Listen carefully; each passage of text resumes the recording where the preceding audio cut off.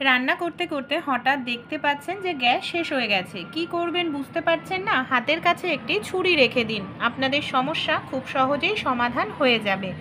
নমস্কার বন্ধুরা, আমি এমন কিছু উপকারী টিপস আপনাদের সঙ্গে শেয়ার করব। আশা করছি টিপসগুলি আপনাদের কাজে লাগবে। চলুন তাহলে আজকের টিপস আমরা দেখে নিই। প্রথম যে টিপসটি শেয়ার করব, আমরা এই ধরনের রূপোর অলংকার কম বেশি প্রত্যেকে ব্যবহার করে থাকি, কিন্তু দেখা যায় কিছুদিন ব্যবহার করতে করতেই না এটা একেবারে কালো হয়ে যায়, এর মধ্যে নোংরা জমতে থাকে, যেটা দেখতে ভীষণ বাজে লাগে। আর আমরা যদি এটা দোকানে পরিষ্কার করতে দিই তাহলে কিন্তু অনেকটা টাকা আমাদের খরচা হয়ে যায়। তাই খুব সহজেই কিন্তু বাড়িতেই আমরা এটাকে পরিষ্কার করে নিতে পারি, এমনকি নতুনের মতো চকচকে করে নিতে পারি। এর জন্য কি করতে হবে বন্ধুরা, এখানে দেখুন আমি নিয়ে নিয়েছি সামান্য পরিমাণ টমেটো সস। খুব ভালো করে টমেটো সসটাকে আমি এইভাবে দেখুন লাগিয়ে দিলাম। এইভাবে টমেটো সসটাকে লাগিয়ে দিয়ে আমরা কি করব, কিছু সময় রেখে দেব। এখানে আমি 2 মিনিট রেখে দিয়েছিলাম। তারপর এখানে আমি নিয়ে নিয়েছি একটি টুথব্রাশ, ব্রাশে একটু সাবান লাগিয়ে নিয়েছি, বাসন মাজার ব্রাশে সাবান লাগিয়ে এইভাবে একটু ডলে নিচ্ছি।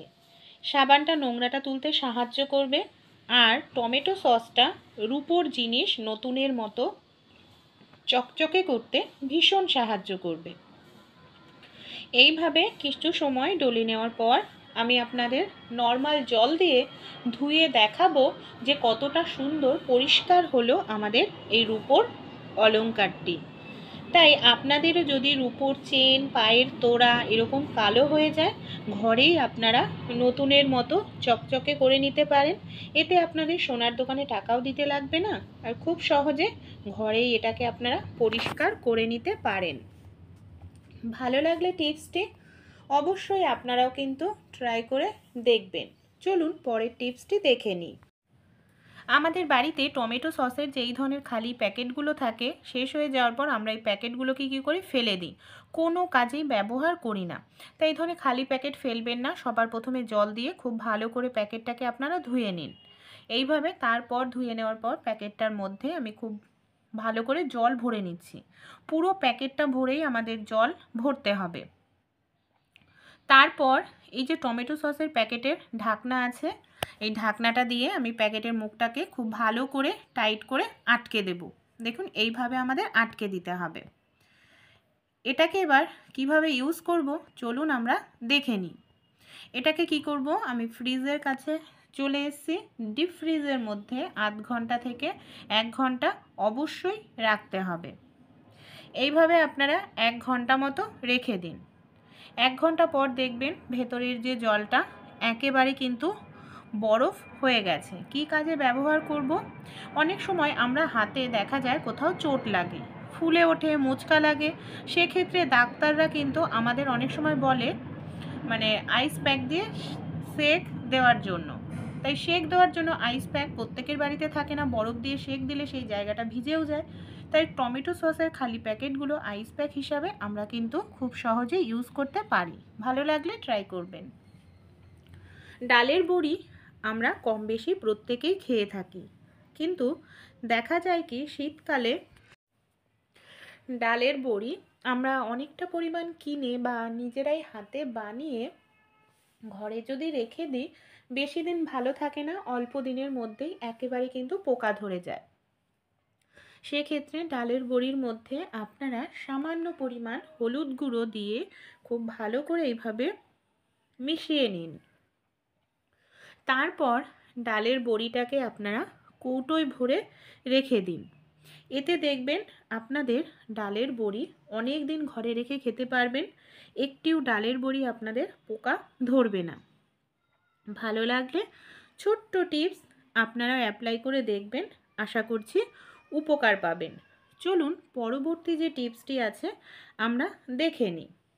এখানে আমি নিয়ে নিয়েছি চিনি বা গুড় জাতীয়, চিনি জাতীয়, গুড় জাতীয় এই ধরনের যে খাবারগুলো বা কৌটোয় রাখি বা যেখানেই রাখি না কেন, অনেক সময় না পিঁপড়ে ধরে যায়, আর পিঁপড়ে ধরে গেলে একেবারেই কিন্তু নষ্ট হয়ে যায় জিনিসটা। সেক্ষেত্রে আপনারা একটি কাজ করবেন, কখনোই পিঁপড়ে ধরবে না, আপনাদের গুড় অনেক দিন ভালো থাকবে। এখানে একটি পাত্র আমি নিয়ে নিয়েছি, পাত্রের মধ্যে আমি এখানে নিয়ে নিচ্ছি কিছুটা পরিমাণ দেখুন ভিনিগার। ভিনিগার আমাদের প্রত্যেকের বাড়িতেই থাকে। সামান্য পরিমাণ ভিনিগার এইভাবে আমি দেখুন একটু কাগজে লাগিয়ে নিলাম। গুড়ের পাত্র হোক, মিষ্টি জাতীয় খাবারের পাত্রের গায়ে ভিনিগার এইভাবে যদি লাগিয়ে রাখেন, দেখবেন তাহলে আপনাদের ভিনিগারের যে স্ট্রং গন্ধটা, গন্ধের কারণে কখনোই আপনাদের পিঁপড়ে এর ধারের কাছে আসবে না। আমি বলছি না, আপনারা নিজেরা ট্রাই করে দেখুন, অবাক হয়ে যাবেন এই ছোট্ট টিপসটি যদি আপনারা নিজেরাও অ্যাপ্লাই করেন। চলুন পরবর্তী টিপসটি আমরা দেখে নিই। অনেক সময় আমরা রান্নাবাড়ি বসাই, আমাদের যে কড়াই থাকে একেবারে পুড়ে যায়, আর পুড়ে যাওয়া কড়াই আমাদের পরিষ্কার করতে অনেকটা সময় লাগে। তাই এখানে একটি গ্যাস আমি অন করে নিয়েছি, গ্যাসের ওপরে পোড়া কড়াইটা বসিয়ে দিলাম। এর মধ্যে দিয়ে দেব বেশ কিছুটা জল, আর দিয়ে দেব কিছুটা পরিমাণ ডিটারজেন্ট পাউডার, সেই সঙ্গে 1 চামচ পরিমাণ দিয়ে দেব খাবার সোডা। তারপর এটাকে ভালো করে গরম করে নেব, মানে জলটাকে গরম করতে থাকবো আর এইভাবে নাড়াচাড়া করতে থাকবো।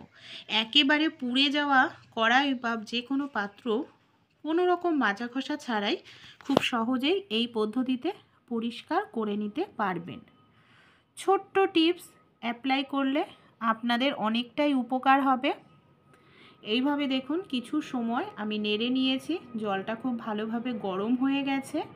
এবার আমি কি করব, গ্যাসটাকে বন্ধ করে দেব, আর এই জলটাকে এইভাবে কিছু সময় রেখে দিতে হবে, বা এইভাবে একটু নাড়াচাড়া করে কিছু সময় রেখে দিন।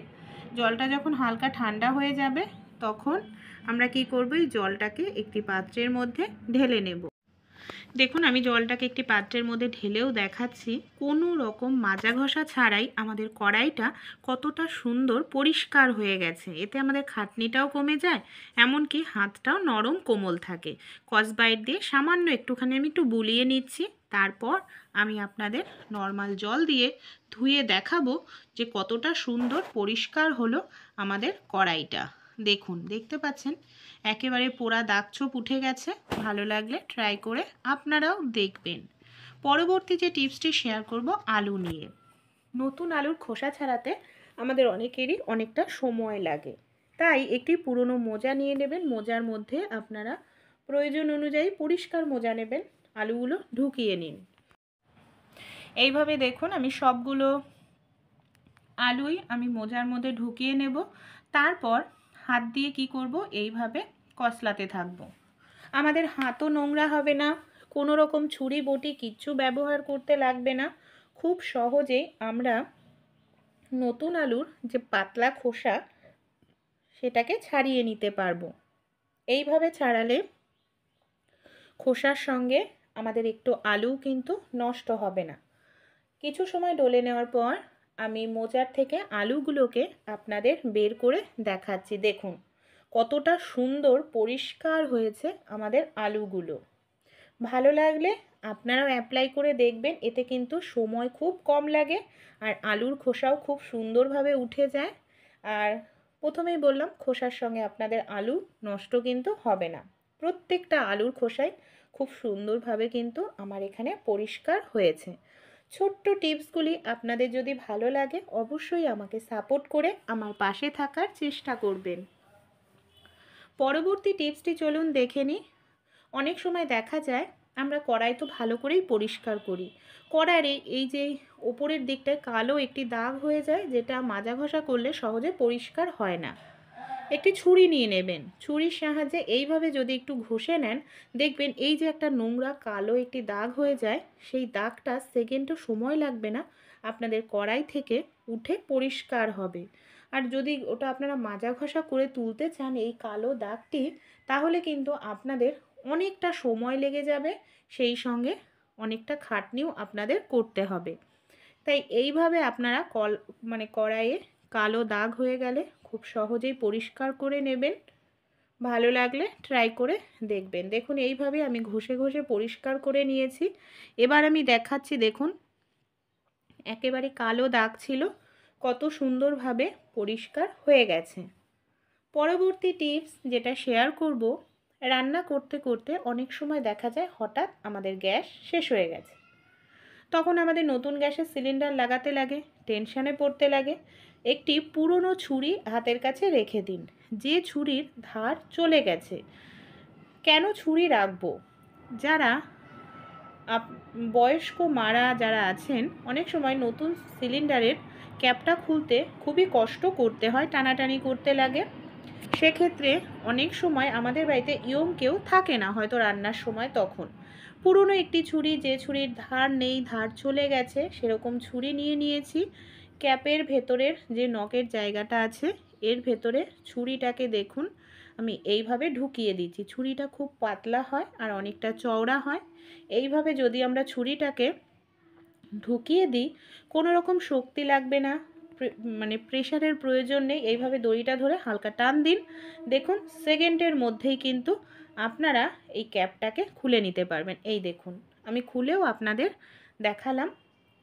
তাই যারা বয়স্করা তারা অ্যাপ্লাই করবেন, প্রত্যেককেই আমি বলছি না এই টিপসটি অ্যাপ্লাই করা।